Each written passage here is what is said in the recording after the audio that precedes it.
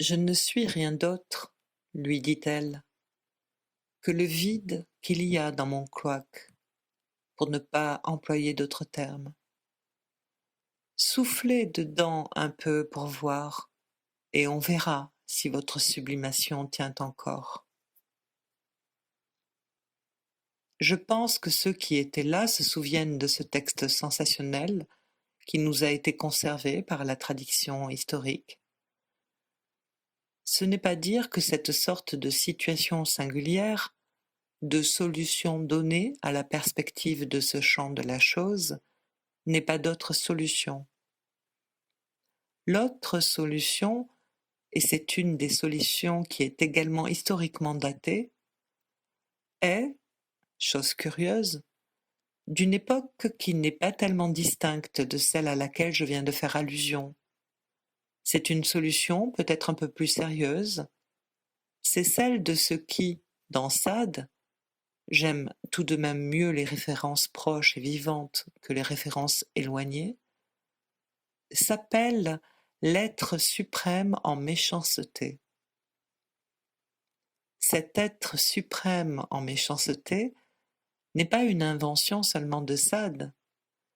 Une longue tradition historique et précisément, pour ne pas remonter plus loin, au manichéisme et à telle ou telle référence diversement obscure dans l'histoire, cette référence a été donnée déjà à l'époque de l'amour courtois. Il y avait déjà des gens auxquels je vous ai fait une allusion fugitive, qui s'appelaient les cathares, pour lesquels il n'était pas douteux que le prince de ce monde ne fût quelque chose d'assez comparable à cet être absolu, sinon suprême, en méchanceté. La Grimmigkeit du dieu bohémien, la méchanceté fondamentale comme une des dimensions de la vie suprême, est quelque chose qui vous prouve que ce n'est pas seulement dans une pensée libertine et anti-religieuse que cette dimension a pu être évoquée. Les cathares, je l'ai dit, entre parenthèses, n'étaient pas des gnostiques, c'étaient même de bons chrétiens. Tout l'indique. La pratique de leur seul sacrement, qui s'appelait le consolamentum, nous le prouve assez. L'idée qu'ils avaient du salut était celle-ci, qui n'est pas en somme distincte du message fondamental du christianisme, c'est à savoir qu'il y a une parole qui sauve, et le consolamentum n'étant rien d'autre que la transmission de sujet à sujet de cette parole, de la bénédiction de cette parole, nous nous trouvons devant des gens pour qui, en effet, effectivement, et d'une façon non pas ambiguë, tout l'espoir était dans l'avènement d'une parole, c'est-à-dire devant des gens qui prenaient en somme tout à fait au sérieux le message du christianisme. L'ennui, bien sûr, c'est que pour qu'une telle parole soit non pas efficace, mais viable, il faut l'arracher au discours. Or, rien de plus difficile que d'arracher la parole au discours. Vous mettez votre foi dans une parole salvatrice, mais du moment que vous avez commencé à ce niveau, tout le discours vient à vos trousses, ce dont ils n'ont pas manqué de s'apercevoir sous la forme de l'autorité ecclésiastique qui, momentanément, se manifestant comme méchante parole, leur a appris qu'il est nécessaire de s'expliquer même quand on veut être impur. C'étaient des purs.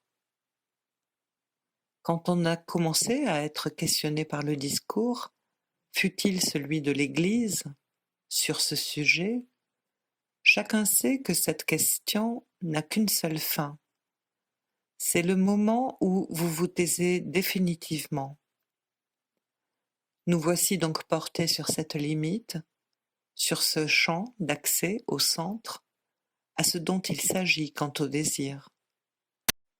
Comment approche-t-on plus près? Comment interroge-t-on ce champ? Qu'est-ce qui arrive quand on n'y projette pas, d'une façon plus ou moins sublimée, ses contenus, ses rêves, ses thématiques, auxquelles les esprits les plus rassis, les plus ordinaires, les plus scientifiques, et même certains petits bourgeois de Vienne, sont ramenés? Que se passe-t-il chaque fois que pour chacun de nous sonne pour nous l'heure du désir? Ce que je vous expliquerai la prochaine fois se résume en ceci. On n'approche pas, et pour les meilleures raisons. Et ceci sera, si vous voulez, l'objet de mon discours de la prochaine fois. On n'approche pas pour les raisons mêmes qui structurent le domaine du bien, ce domaine du bien au sens le plus traditionnel, qui a été lié par toute une tradition au plaisir, et ce n'est pas sans raison. Chacun sait depuis un moment que ce n'est pas l'avènement ni la venue de Freud qui a introduit, dans la perspective antique concernant le bien, pour autant qu'il peut être déduit des avenues du plaisir, une révolution radicale. Chacun sait depuis un moment que ce n'est pas l'avènement ni la venue de Freud qui a introduit, dans la perspective antique concernant le bien, pour autant qu'il peut être déduit des avenues du plaisir, une révolution radicale. Ce que j'essaierai de vous montrer la prochaine fois, c'est le point historique où les choses en étaient venues au moment où Freud, c'est un carrefour d'ailleurs où je ne fais que vous ramener, ce carrefour historique, c'est celui de l'utilité. Et cette fois, j'espère, pour vous, jauger d'une façon définitive et radicale comment se situe la dimension, le registre éthique de l'utilitarisme dans la perspective freudienne. À savoir, pour autant que Freud se permet, lui, pour le coup, de le dépasser définitivement.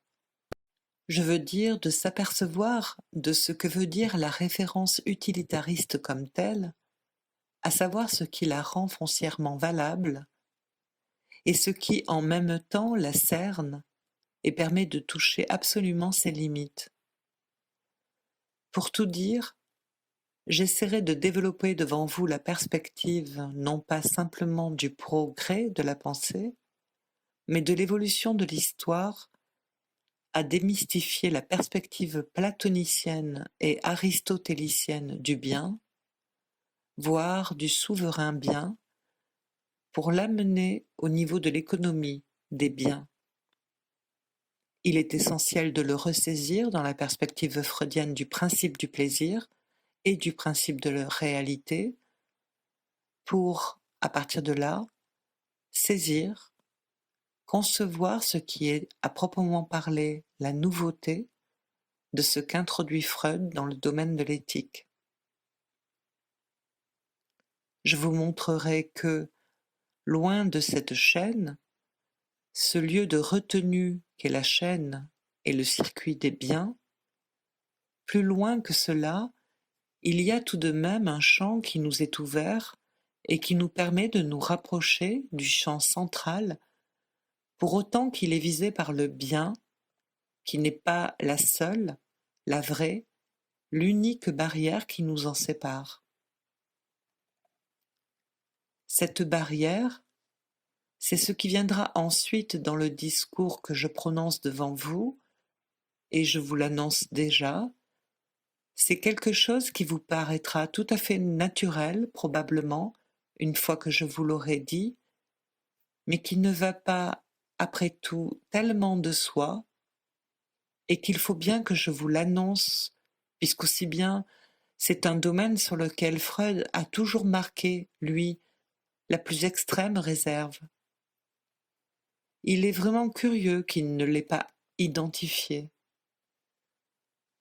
J'essaierai de vous montrer que la vraie barrière, pour autant qu'elle arrête le sujet devant le champ à proprement parler innommable du désir radical pour autant qu'il est champ de la destruction absolue, de la destruction au-delà de la putréfaction elle-même, c'est à proprement parler ce phénomène qui s'appelle le phénomène esthétique, pour autant qu'il est identifiable à l'expérience du beau. Le beau dans son rayonnement éclatant, ce beau dont on a dit qu'il est la splendeur du vrai, c'est très évidemment pour autant que le vrai n'est pas bien joli à voir, qu'il en est sinon la splendeur, tout au moins la couverture.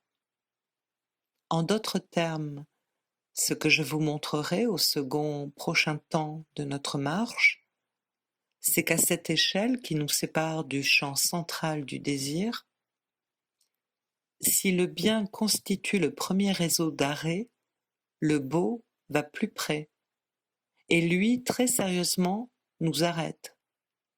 Il nous arrête, mais aussi il nous indique dans quel sens se rencontre, se trouve ce champ de la destruction.